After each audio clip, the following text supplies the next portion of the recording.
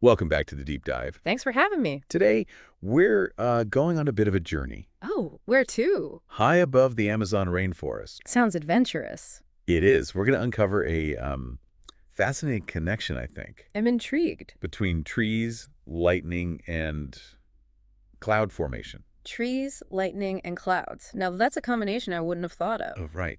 It's all based on this paper. Oh, which one? Isoprene nitrates drive new particle formation in Amazon's upper troposphere. Interesting title. So first off, isoprene. What is it? Well, it's gas released by trees. Okay. It's like the most abundant, biogenic, volatile, organic compound on Earth. Wow. Most abundant. So like everywhere. Pretty much tons of it pumped into the atmosphere every single day. Okay, so lots of isoprene, but usually near the surface, right? Yeah, typically. So how does it get up to the upper troposphere, where the clouds are? Think thunderstorms, big ones in the tropics. Powerful updrafts. Ah, so they carry it up. Exactly, like an express elevator straight up into the atmosphere. Makes sense. So the isoprene is hitching a ride, Right. but what about the lightning? Where does that come in? Well, those same storms, right, they bring the lightning too. Okay. And lightning is, surprisingly, a big player in atmospheric chemistry. Oh, really? I wouldn't have guessed. Yeah. So lightning strikes, splits nitrogen molecules in the air, creates nitrogen oxides, or noxides, Oh, good. and that NOx is crucial for making something called hydroxyl radicals, or OH. They're like little catalysts. Okay, so NASA's from lightning create more of these OH things. Yeah. But how does that relate back to the isoprene? Picture this. The isoprene is way up high, right, in the upper troposphere. Cold up there. Right. Encounters the NOx from the lightning. Sunlight provides the energy. And the OH radicals, those catalysts, they trigger a reaction. What kind of reaction? The isoprene gets oxidized, Oxidized. transformed, basically, combines with other molecules, becomes something new, isoprene nitrate. Isoprene nitrates. And these are Extremely low volatile. low volatile. What does that mean exactly? They're sticky. They clump together, form tiny particles. Tiny particles. And these particles, they can become cloud condensation nuclei, or CCN. Wait, so you're saying a gas from trees gets carried up by a thunderstorm, reacts with lightning? And forms clouds. Yeah. That's the idea. Pretty amazing, right? That's wild. So it's like a chain reaction. Exactly. And it's not constant. There's a daily cycle to it. Oh, a cycle. Tell me more. Well, this particle formation, it peaks in the morning, a couple of hours after sunrise. I'm guessing sunlight has something to do with that. You got it. The photochemical reactions need sunlight. It's like the sun flips a switch every morning. Boom, particle formation. So trees, updrafts, lightning, sunlight, and poof, clouds. Amazing. And these tiny particles, they have a much bigger role to play. But we'll get to that later. Okay, hold on. Before I move on, I'm curious. Mhm. How did scientists figure all of this out? That's a great question. It took some serious scientific detective work. High-flying labs, I hear. Exactly. And cutting-edge instruments. Lots of data crunching. We'll talk about how they did it.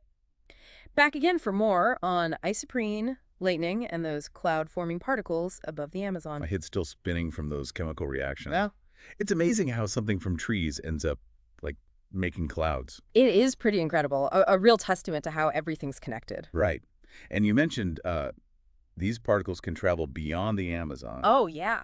Way beyond. Thousands of kilometers, up to 10, 14 kilometers high. Wow. Jet-setting particles. Basically, they get caught in these wind currents, like express lanes in the upper troposphere. So they're influencing clouds all over the place. Potentially, yeah. Starting in the rainforest, then who knows? Across continents, even oceans. But hold on, didn't we say those updrafts from thunderstorms launched them up? We did, yeah. But thunderstorms are localized, right?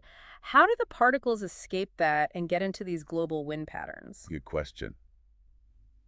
It's all about the dynamics of the atmosphere. Oh, so the updrafts are local, but the upper troposphere also has these large-scale wind systems, like the jet stream. Ah, I see. So it's like the thunderstorms give the particles a boost, get them up high, Exactly. and then the global winds take over, carry them far and wide. Perfect analogy. And as they travel, they change too. Collide with others, grow bigger, react with stuff in the atmosphere. So they're like evolving as they journey around. You could say that, yeah. Adds another layer of complexity, right? Definitely. But how do scientists even study these tiny particles so high up? They can't just like climb up there and watch. Nope. That's where the high-tech stuff comes in. Right, like that research aircraft, the, what was it called? The TFE Brazil project. Yes. with all those instruments like the mass spectrometer. Right, the CI-API-2OF, it analyzes the particles' chemical makeup. Super cool. But how do they know where the particles came from, where they're going? It's not like they have little trackers on them. Uh-huh. No GPS for particles. Yeah. But scientists can do something called back trajectory analysis. Back trajectory analysis. Yeah, like a detective working backward, they use meteorological data, wind patterns, pressure, to figure out the particle's path. So they retrace the steps, like following a breadcrumb trail. Exactly. And they combine that with ground-based data, satellite observations, to get the whole picture. So it's a global effort, really. Scientists all over piecing together this puzzle. That's a great way to put it. And all this research, it sparked even more investigations. Oh, like what? Well, we talked about the Amazon, right? But there are other huge tropical forests, similar conditions. Right. Those rainforests in Africa, Asia, Australia. Lots of vegetation, lots of isoprene, lots of thunderstorms and lightning, those powerful updrafts. So those cores could be doing the same thing, making particles that seed clouds all over. That's what they're looking into now. It's like these forests are communicating with each other through the atmosphere. Wow. Changing weather patterns across the globe. Exactly. It really makes you think about boundaries and distances in a new way. What happens in one place doesn't stay there. Definitely. We're all connected in more ways than we realize. Okay, but getting down to it, what does all this mean for climate change? Ah, the big question. And not an easy answer, as you might imagine. Right. Climate change is complex. Very much so.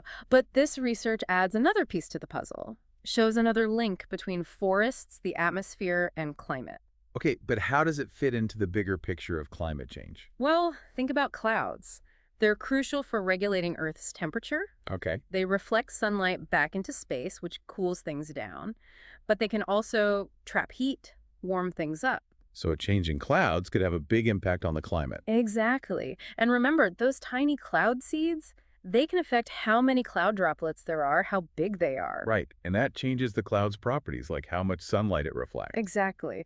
So by figuring out how these isoprene particles influence cloud formation, we understand better how forests and lightning affect the climate. It's not just about trees absorbing carbon dioxide then. Nope. They're much more active players than that. Double duty for climate regulation.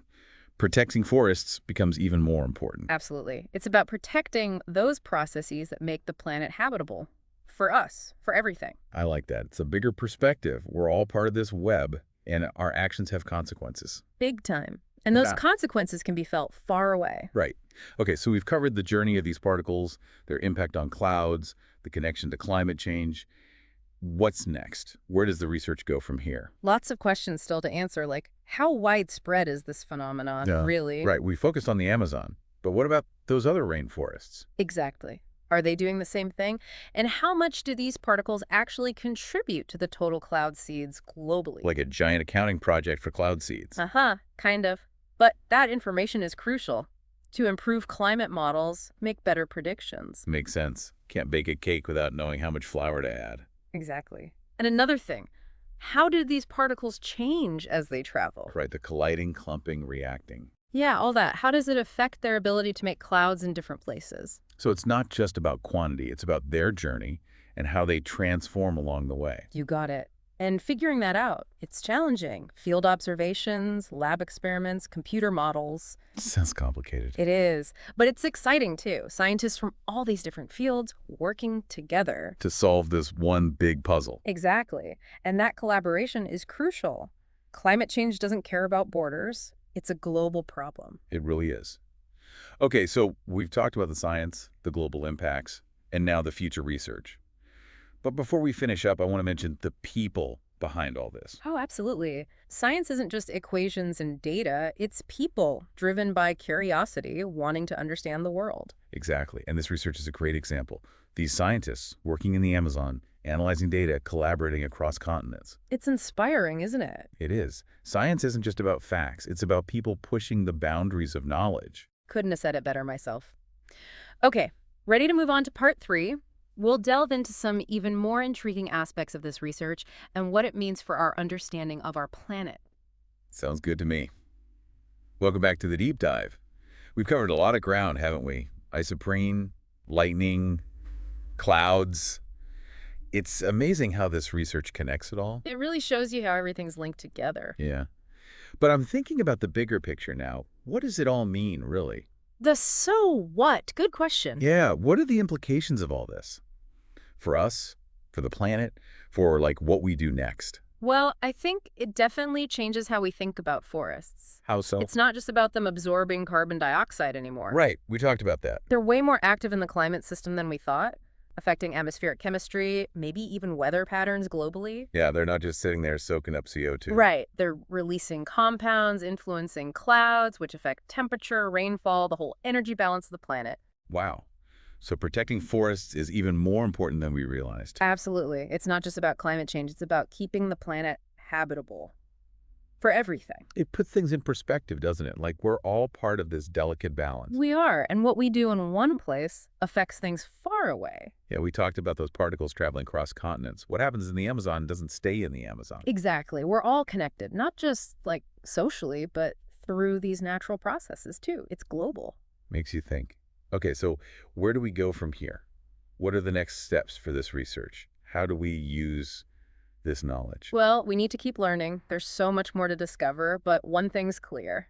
This isoprene lightning cloud connection, it's a big deal. Yeah, it's like we've opened a door to a whole new understanding of how the planet works. And maybe by exploring this further, we'll find solutions to some of the big problems we're facing. I hope so. That's a good thought. So I think it's time to wrap up our deep dive then. Isoprene, lightning, clouds. What a journey. It's been fascinating. Thanks for having me. Thanks for being here. And to everyone listening, thanks for joining us. Keep learning, keep asking questions, and let's keep exploring the amazing world we live in.